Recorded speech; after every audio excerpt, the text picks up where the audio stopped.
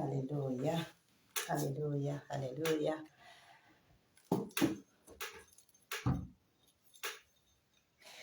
Mukama waffe Yesu Kristo omulungi yebazibwe nnyo.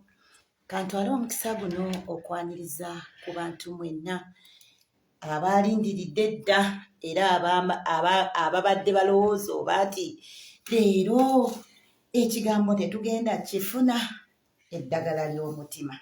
Naye Mukama mulungi kubanga nate finally Mukama atuwadde ekiseera ekirungi. Weewa wabaddewo okukeerewamu olw'ebyo ebigwa tebiraze bigwa ate tebiraze nange tulina kyakukola naye Mukama mulungi. Nkulamusizaako nnyo gwe wennaali eyo. Weebale okubanga wabadde walindiridde edda okuwulira ekigambo kya Katonda ekinadaasa omutima gwo ekirokola emmeeme. Mukama akuwa omukisa. Mbebaza abafollowinga messages, mbebaza abasharinga messages. Mukama abawa omukisa. Twebaza Mukama kubanga atumanyi, atulowoozaako, atwagala. Bannange ekitiibwa n'ettendo tubizza gy'ali. Mbatumiddeko mwenna. Njagala kwebaza Katonda ku lw'ekkanisa yaffe Mukama Afaayo Ministry International. Twebaza Mukama kubanga atuwadde ekisa. Abaweereza mwenna mbatumiddeko. Abaweereza mu Mukama Afaayo, abaweereza mu tulina ebbanja. Bannange abaweereza ku platform zonna ez'enjawulo. Mukama abawa omukisa. Mikwano gyaffe abatwagala. Mukama abawa omukisa. Twebaza Mukama kubanga wa kisa gye tuli. Ate mulungi. Haleluya. Kwaniriza ulira emirembe ulinnya lya Mukama waffe Yesu Kristo omwana wa Katonda omulamu. Kaakati nno kana akaseera essaawa nno ziweze nnya. Essaawa zaffe zirina kuba bbiri naye okimanyi nti ziweze nnya. Naye byonna birungi mu Mukama waffe. Ekikulu ekigambo kya Katonda kye twetaaga ekiwonya emitima mu ssaawa zino. Era Katonda akirina. Twebaza Mukama olw'ekyo. Mukama yeebazibwe. Mbaaniriza tugende mu maaso ga Mukama. Sooka ozibirize ku maaso go. Lowooza ku bukulu n'amaanyi ge. Lowooza ku kusaasira n'ekisa ky'alina gye tuli. Bayibuli egamba nti oyo ye Katonda atalina amwenkana, kabaka w'abakabaka, Mukama w'abaami bonna. Ani ayinza okumwenkana? Ani ayinza okumufaanana? Taata byonna obisinga. Osukkulumya eggulu n'ensi. Osinga obugagga bw'amawanga. Oli mulungi kabaka w'abakabaka. Eggulu likusinze bamalayika bavunname taata. Oli mukulu gwe Katonda atagwawo. Tojjulukuka kyetufa tetumaliddwawo. Weebale Yesu. Weebale n'olwaliro olutuwadde. Mukwano gwaffe weebale. Omwoyo omutukuvu totulekangako. Totugobangako mu maaso go. Naye bulijjo otukomyawo. N'ogamba mukomeewo. Mudde gye ndi nange nzire gye muli. Mukomeewo nange nkomawo gye muli. Weebale Yesu. N'otugamba nti ebibi byammwe newe biba bitwakadde nga bbendera, newe biba bimyufu ng'olugoye olumyufu, taata obitukuza ne babyeru ng'omuzira. Otutukuza ne babyeru ng'ebyoya by'endiga. Erinnya lyo ligulumizibwe Yesu. Erinnya lyo litenderezebwe. Weebale Yesu gwazaaza abagumba. Weebale Yesu gwawa amaanyi abazirika. Weebale Yesu kubanga oli kiddukiro kyaffe. Oli kyakuddamu kyaffe. Ne mu biro ebyokulabiramu ennaku era tobulawo. Ekitiibwa n'ettendo bidde gy'oli. Mu Kristo Yesu Mukama waffe era omulokozi waffe. Ffenna ne tugamba amiina. Haleluya. Mukama mulungi. Waliwo ebintu ebimu ebinsanyusa. Naddala nga nfunye omukisa ogubeerako mu maaso ga Mukama. Ate nga ngenda kusharinga ekigambo ekiva mu kamwa ka Katonda. Ebintu ebyo binyumira nnyo nga nawulidde ng'ayogera. Bannange ekitiibwa nkiddiza Mukama. Mukama yeebazibwe. Tuli mu kusharinga ekigambo kya Katonda era twebaza omwoyo omutukuvu kubanga yamaze dda okutuuka wano. Bayibuli ogirina mu ngalo. Ekitabo kye wakikutte dda mu ngalo. Mukama mulungi. Ne peni y'ogirina. Haleluya. Kale katugende mu kigambo kyaffe. Olunaku olw'eggulo twatunuulidde. Tulina bingi bye twatunuulidde ne bye twayogeddeko n'ennyiriri ze twasonzeeko nga Katonda ayagala abantu abalina omutima. Ekyo nno twakyogeddeko ddala nti nno Mukama kati ayagala okubaako abantu bayogera nabo, abantu bazzaamu amaanyi, abantu bagolokosa, naye anoonyaayo omuntu anayogera ng'omutima gwe. Okwogera ng'omutima gwa Katonda, okwogera nga by'oyogera ddala ddala oyogera mutima gwe ekyo Katonda kyayagala. Mukama yeebazibwe. Naye nno ssebo tekiri ku buli omu. Kyetaagayo okugenda ku bigere bya Mukama waffe Yesu.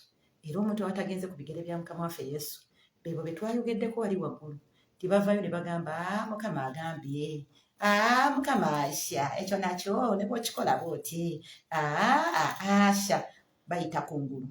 Naye ate Mukama ayagala bw'aba ayogedde ekiwundu ky'omunda kye kiba kiwona.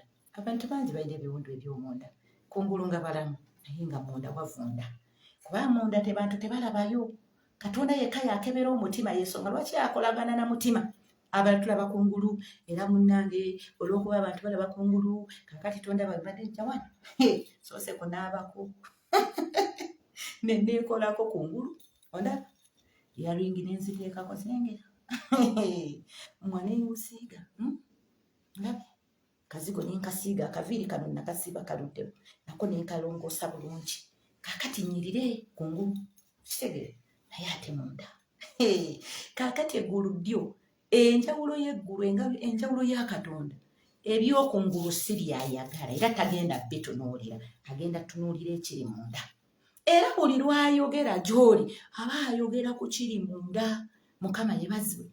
Era Yesu yatugamba mbu nno ekifuluma ekiyingira bino bye tulya, muwogo, muceere, simanyi biki, pooko okalya simanyi, bati okalya Mukama akuwekisa. Kakati ebyo mbu tebyonoona, naye ebifuluma mbu kubanga byo biviira ddala mu mutima. Kyova olaba nti bakugamba, Yeremiya atugamba ti Yerusaalemi bw'otootukuze mutima gwo, bw'otoonaaze mutima gwo, ne gugwamu bubi, tosobola kuba mulokole. Mu bantu osobola okukyeyita, n'abakula bayinza okuyita n'amannya amanene abantu baba nago, amannya amazito. Kijja googera ngamba amannya nga maneneko mu ddiini mu kuweereza. Mannya gaba manene bapooso, na pastors, mannya gazitowazitowako. Mukama yeebazibwe. Ago naye ate ye Katonda tagaasiga atunuulidde. Atunuulidde ki? Mutima. Mukama yeebazibwe. Haleluya. Kale nno Katonda atusaasire ng'abaana ba Katonda, tuddeyo tudiringe n'ekyomutima. Bw'obanga Katonda tokyamuwulira, manya waliwo bye wayingiza mu mutima gw'ekifo kyo n'akitwala. Ekifo kya Katonda ne wabaawo ebikitutte. Erinnya lya Mukama yeebazibwe. Kale Mukama mulungi. Kankusabe tugende mu kitabo kyaffe ekitabo kya Yeremiya. Yeremiya, Mukama yeebazibwe. Yeremiya waffe oyo ate olowooza twabadde omuvaamu, tukyaliwo nnyo naye era tutambula mpola mpola mu linnya lya Mukama waffe Yesu. Yeremiya 23 twatandikira ku lwa 16. Waggulu eyo nagamba nti tujja kuddayo naye katukirire. Lwaki twava ku lwa 16? Olwe 15 twali lusomye obuvundu, kubanga olwe 15 tulagawo nnyo obuvundu buvudde mu Yerusaalemi okubuna ensi, buva mu bannabbi be balina okuvaamu obulamu. Kasita abalina okuvaamu obulamu nga tebakyavaamu bulamu, ekivundu kyeyongera, obubi butandika okwongera okusaasaanira ensi. Kaakati obwo kasita abalina okuvaamu obulamu ne bamanya kye balina okuvaamu ne batandika okufulumya obulamu, ensi egenda kubaamu obulamu. Kati ate gwe bw'omanya ekifo kyo n'omanya nti wano Katonda wantadde, nteekwa kuvaamu biramu. Ebiramu bivaawo eri Katonda kubanga obulamu bwe tulina buva eri Katonda, n'ekigambo ekiramu tulina kijja eri Katonda. Bw'onookyogera abakuli emabega bajja kuba balamu. Mukama yeebazibwe. Kubanga olina ekigambo ekibawa obulamu, ky'ojjira ddala eri ku Nnamulonde ewava obulamu. Erinnya lya Mukama lyebazibwe. Haleluya. Kale tuveeyo eyo mu 15 tuddeyo wansi ku lunyiriri lwaffe lwe twakomyeko 21. Yeremiya 21. Mukama yeebazibwe. Yeremiya 21 yatugambye atya? Bino byakwekenneenya. Gwe bw'onodda awo omusumba gundi yagamba, musimanyi Bishop Gondi, simanyi Pastor Gondi, gwe gundi wekenneenya ekigambo kino weefumiitirize. Kisoma ate okifumiitirize. Ne waba kukisomedde nga bwe nkisoma, weefumiitirize, tegeera kye kitegeeza, lowooza, tambula ng'okirowoozako ate ng'okimanyi ng'ate omanyidde ddala kyekitegeeza nti bw'ayogera baayogedde. Katonda bw'aba agambye bw'ati ekyo kyagambye. Mukama yeebazibwe. Bw'aba yeemulugunya wa wanneemulugunyizza neetereeze. Kati si byakwogera tuwulire tulekaawo wabula kwekolamu mulimu. Kigambo kya Katonda buli kijja kiba kize tukolamu mulimu. Era buli tukiwulira lwaki batugamba nti mumaze okuba abalongoofu kubanga kitukozeemu omulimu tugenda kikola. Omulimu gwe kikola kweffe kwe kukikola. Ffe kasita tukikola. Olwo kiba kikola kiba kiramu mu ffe. Mukama yeebazibwe. Haleluya. Mukama mulungi. Nakulegulo twatunudde ne tulaba olunyiriro 19 tulaba olwabiri tulaba nga Mukama ayogera nti kale tebatuukako wenteeseza. Abantu bakyatuuka Katonda waateeseza. Abaleeta ebyo ebyogerwa nti Mukama ayogedde. Ekibuuzo. Katonda waateeseza okyatuukawo. Twayogedde ku kumanya nti okumanya kungi. Tekuliiko oba Katonda akugambye oba takugambye omuntu asobola okuteekawo kyonna. Asoma embeera. Naga kati nja kwogera bwenti. We mulembe gwe tulimu. Ng'abantu okutuuka wali Katonda kifuuse kizibu. Naye agamba agenda kumalirira. Okukola byateeseza mu mutima gwe mu nnaku zino ez'oluvannyuma. Agenda kukola buli kye yateesa mu nnaku zino ez'oluvannyuma. Mukama waffe Yesu omulungi yeebazibwe. Okay, kale katusome ebyawandiikibwa tweyongereyo. Twogera ku ddagala ly'omutima. Saagala weerabire. Twagala ku binaayamba omuntu w'omunda kubanga alya, alwala, yeetaaga eddagala. Eddagala ly'omutima kiki kigambo? Eddagala eriwonya omuntu w'omunda livaawa? Kuwulira kigambo kya Katonda ne kiwonya kubanga agamba atuma ekigambo ne kituwonya. Tuba balwadde nga tuvunda. Tulina ebiwundu munda. Bw'atulengera n'atutumira ekigambo ne kituwonya. Leka kitusumulule kubanga ddagala ekigambo kya Katonda ddagala mu linnya lya Mukama waffe Yesu. Kale katusome olunyiriri 21. Olunyiriri 21 lugambye bwe luti nti saatuma bannabbi abo naye ne badduka na mbiro. Saayogera nabo naye ne balagula. Saatuma. Bakutuma. Bakutuma. Byokola wadduka okubikola nga bakutumye. Anti wano yeebuuza agamba saatuma. Saabatuma naye badduka mbiro boogere bye saabatumye. Ekyo nno kiri ku abo aboogera Mukama, abo abaweereza Mukama, abo abagamba Mukama yayogedde, Mukama yennyini yakikoze. Mukama yeebazibwe. Mukama yennyini ye n'agamba saatuma. Gamba naye nakutumyeko okola ekintu ekyo. Walabika omuntu nga yeetumiikiriza n'akola ky'otamutumye. Naye nakutumyeko. Kati ku luno si muntu yayogera Katonda. Ngamba eyakola eggulu n'ensi. Ngamba gwe tukkiririza ddala nti akomawo okunona ekkanisa etalina bbala wadde olufunyiro. Alina empaka n'abamuweereza. Alinamu engeri gy'atunula n'agamba naye nga saamutumye. Kale nga ntudde wano ku live stream eno. Kale nga njogera eri 10,000 z'abantu. Ne bwe mba njogera eri 2 naye nga teyantumye. Ulirwa nga teyantumye. Nga naye ntudde mbaga Mukama yaŋŋambye naye nga teyantumye. Ngagamba saabatuma sinnayogerako naye. Lwaki adduse embiro okujoga nti mmutumye? Katonda tusaasire mu kuweereza kwaffe. Ulirize. Saatuma. Twagambye tuli ku ddagala ery'omutima. Twagala ebinatuyamba okuba n'enkolagana ne Katonda. Ddi lwatutuma? Waliwo Katonda lwatutuma n'ojja directinga Katonda ayogedde genda oyogere bwoti ne bwoti. Waliwo luwowulira ng'omuweereza olangirire nga toteekwa biteekamu Mukama.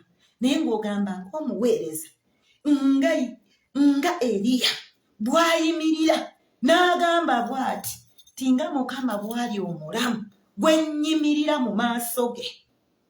Ng'ekigambo kyange bwe kiri tewalibeera nkuba. Tekyalimu nti Mukama bw'ati bw'ayogera Mukama enkuba tejja kutonnya. eri agamba ng'ekigambo kyange ng'ayogera kikye naye nga Katonda alina okinyweza. Kati waliyo abaweereza ba Katonda ne boogera ekigambo nga Katonda alina okinyweza kubanga bayimirira mu maaso ge, naye ate waliyo okubyogera nga ne mu maaso ga Mukama totuuka.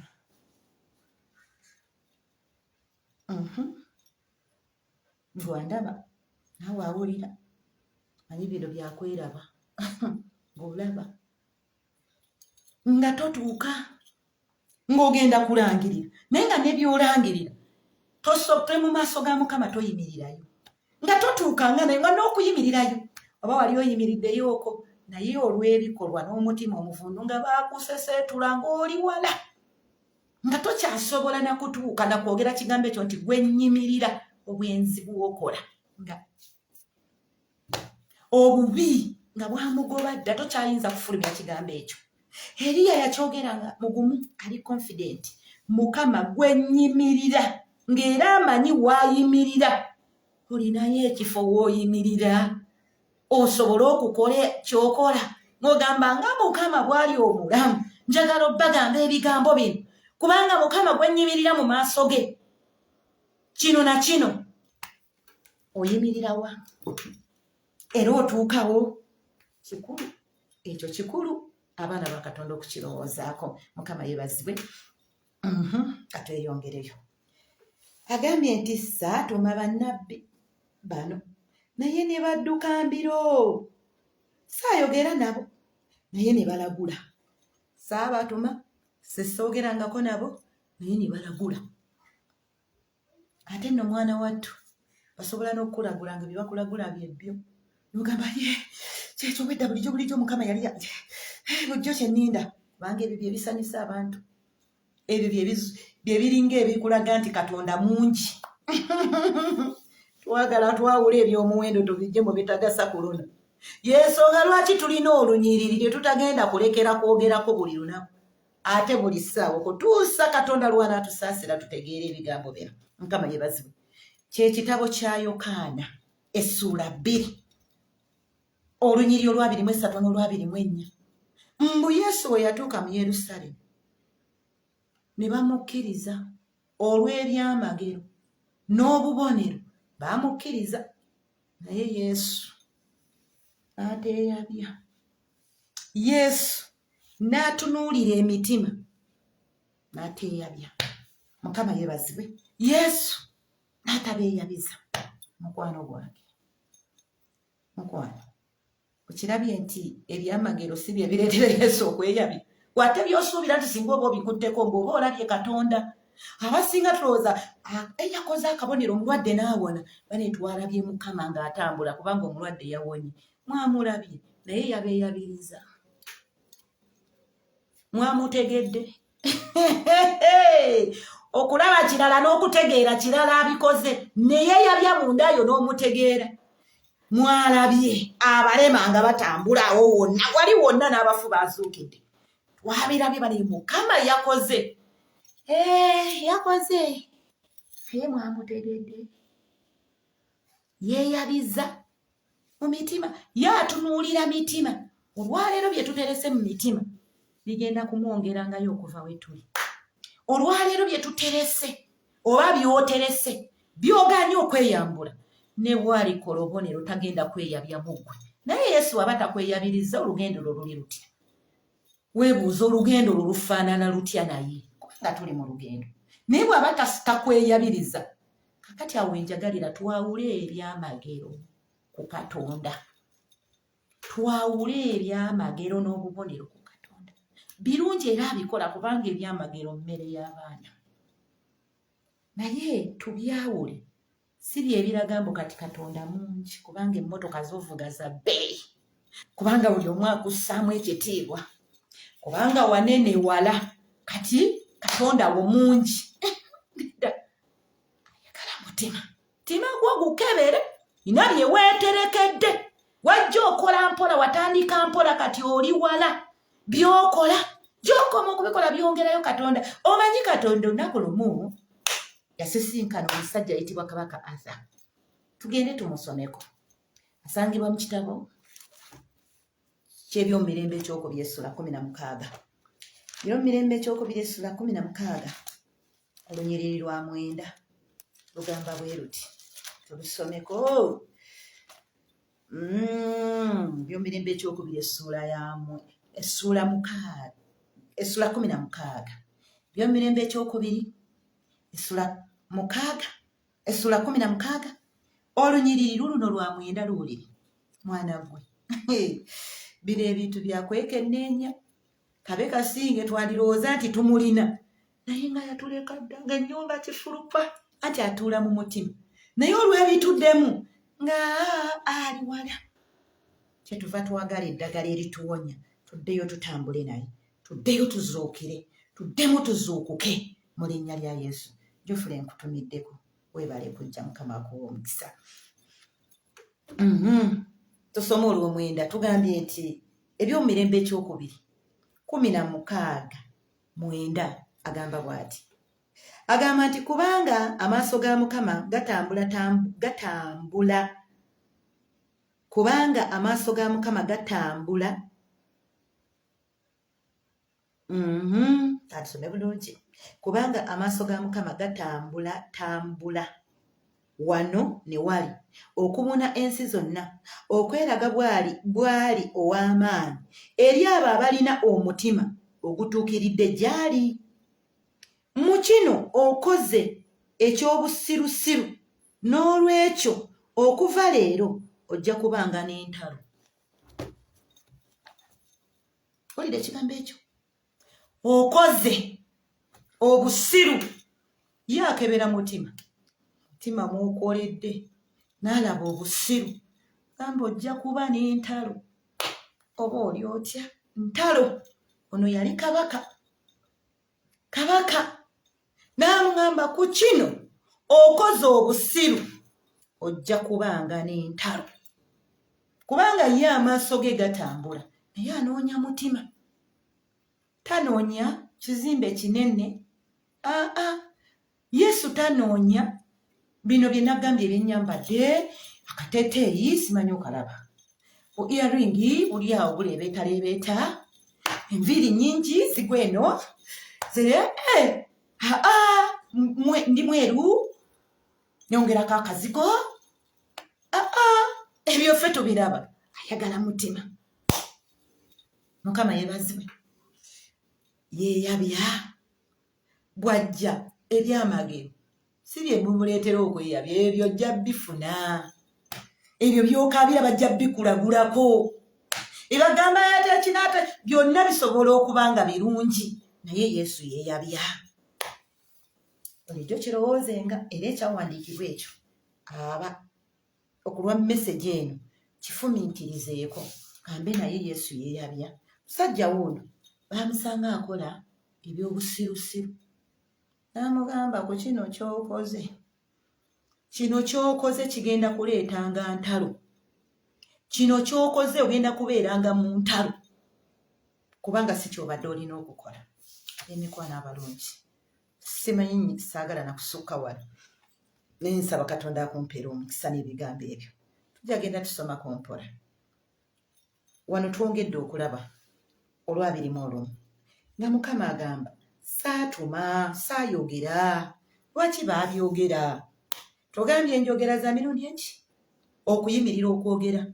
Tusobola okuyimirira okwogera nga Mukama ayogedde n'agamba genda obagambe, era eddoboozi lijja n'ojja n'obagamba bw'ati bw'ayogera Mukama, aŋŋambye, akundaze, aŋŋambye.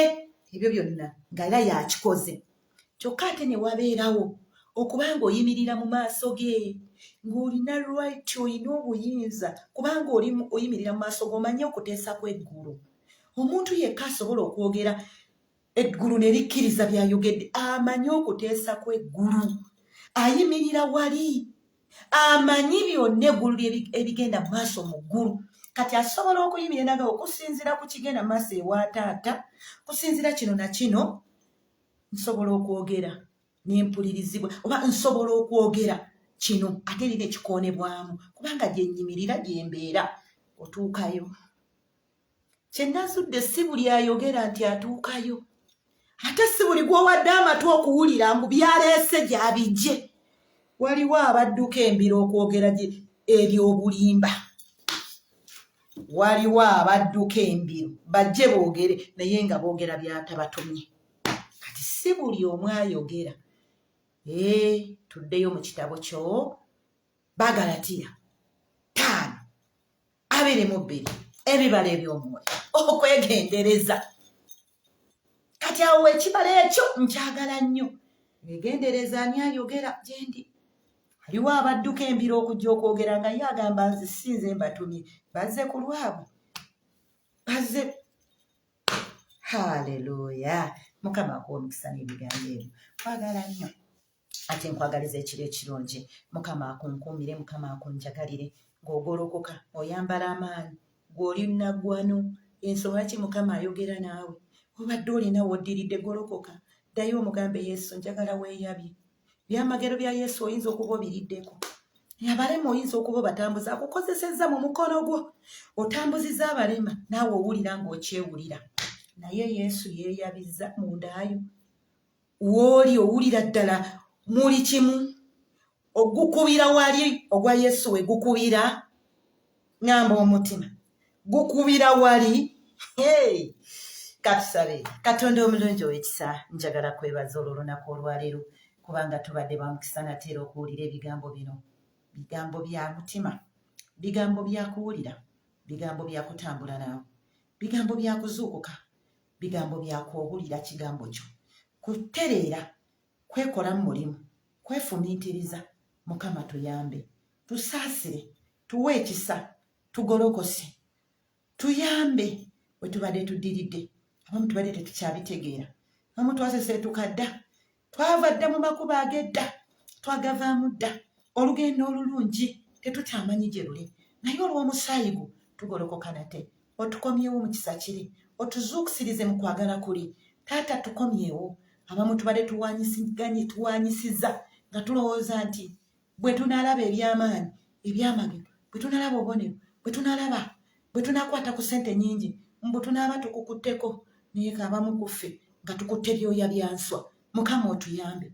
Tusobole okubotola, tusobole okuwangula, tuleme kukwata bitaliimu. Ebitaliimu byebyoya, ebyenswa ebikalu ebitaliimu kantu, tebirina kye bigenda tukolera. Tuyambe ssebo, tuleme okwenyumiririza olw'ebyo bye tufunye. Ogamba okumanya Mukama ali nange yampa n'emmotoka. Okumanya Mukama ali nange eziyankulira na kino. Taata Mwoyo Omutukuvu. Ekimanyisa nti oli naffe nga weeyabya. Kati tukyakola bitasaana.